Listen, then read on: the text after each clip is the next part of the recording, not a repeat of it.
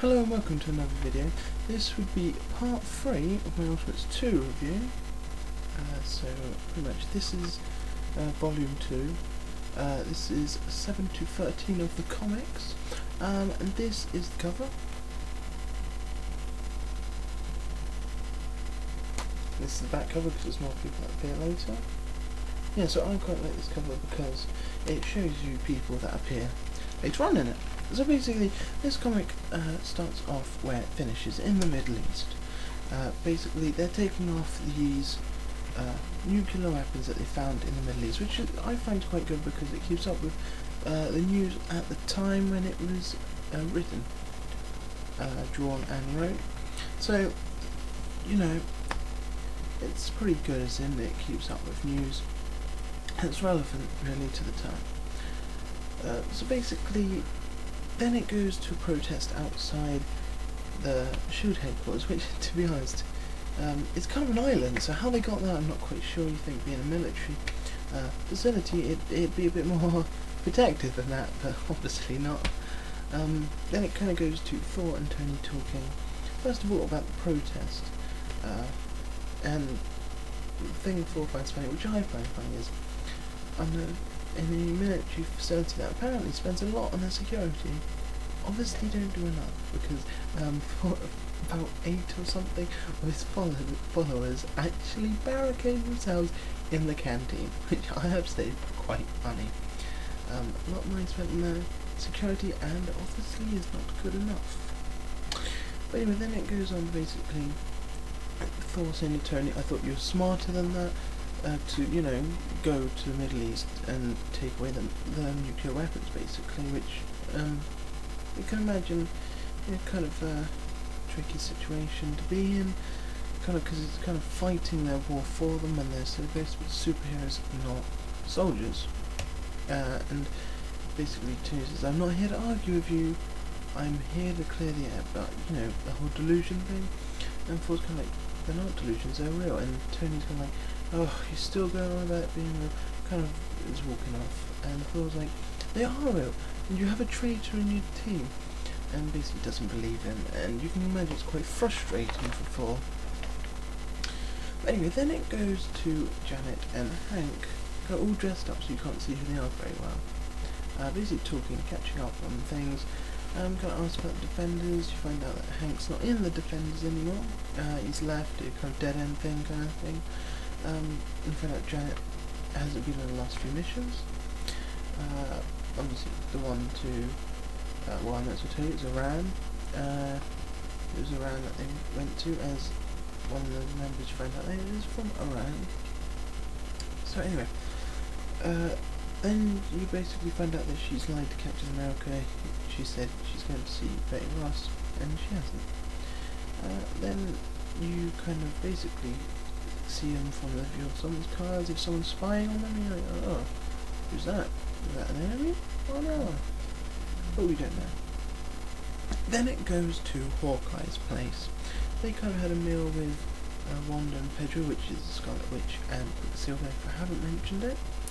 And basically Wanda's left her purse there, his wife goes to pick it up, someone rings the doorbell, she answers it and gets killed. Then there's like, looks like a SWAT team, but it could just be people dressed up in like black to blend in with the night. You know, basically they've killed his child, another one's hugging him, and you see blood splatter on his face, and someone shoots him. The reaction on his face and the way he talks to them, he knows them. So you think, okay, he knows them at least. Don't know about the rest, but he knows them. And basically, it ends with him with a gun to his head, and you don't see what happens. Then it goes to basically the next morning. Janet and Steve Rogers, Captain America, are arguing. Captain America accuses her of sleeping with Hank. It turns out these people spying on her was Captain America got to do. So, fair enough, obviously, you know, it's an odd thing to be meeting up, seeing you know, what happened in the fight, an argument. So, yeah, you can see why you may think something's going on there. Anyway, then it Captain America basically jumps off the building, runs off. Kind of pissed off, really. Which I guess you can imagine, after something like that happening to her, you think she wouldn't want anything to do with him unless something's going on. Basically, then it goes to S.H.I.E.L.D. going into Hawkeye's house, finding all the bodies, which you got to think, what the hell went on this fight? Because he was throwing blunt cutlery, like, you know, spoons at them and killing them. I believe someone had 2 spoons in each eye, or a spoon in each eye, should I say, 2 spoons altogether. Which is kind of funny. I mean, he's killing people with just blunt objects. But anyway, that just shows how good he is.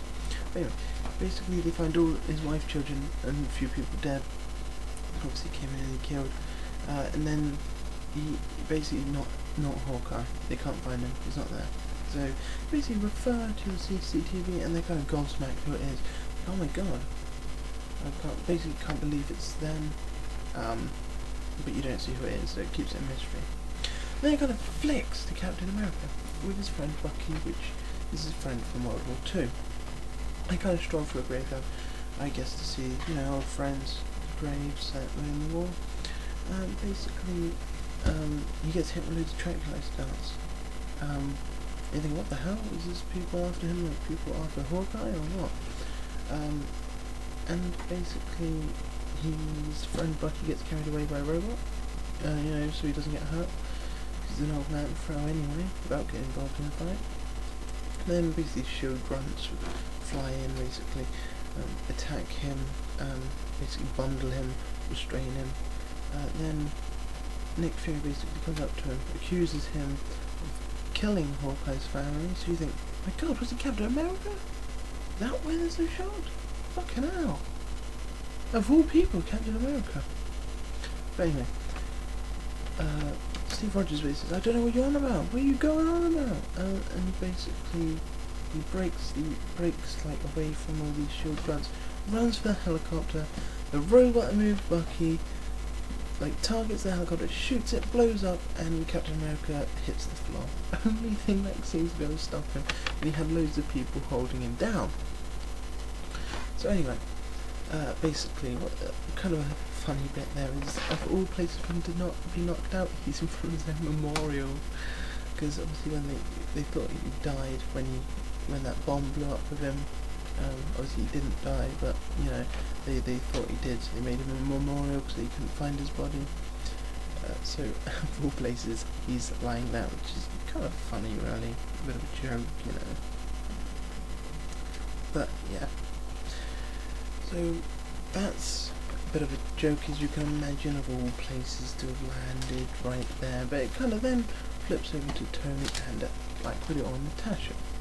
I haven't mentioned it. And basically they have an intimate moment. Basically it's sex. You don't see anything, but yeah, it's heading that way. Then you go to S.H.I.E.L.D. headquarters, and basically it shows all their helicarriers, which are kind of like aircraft carriers, but they fly, all crash to the floor, and enemy troops fly out. It's just, oh, it's like, fucking hell, who are they? What happened there? That was a shock. You see the moment between Nick Fury and Betty Ross because they're holding hands. Black Widow then pulls a gun to Tony's head in bed. The butler comes in, Jarvis, and she turns around and shoots him, and you're like, fucking hell. Oh my god. She's being serious business, obviously. But anyway, that is part 3 of my review. Do look out for part 4. I'll leave links to 1 and 2 in the sidebar. As I said, keep out for part 4, which is coming soon. If you like my videos, do subscribe, comment, video response, and I will see you soon. Bye!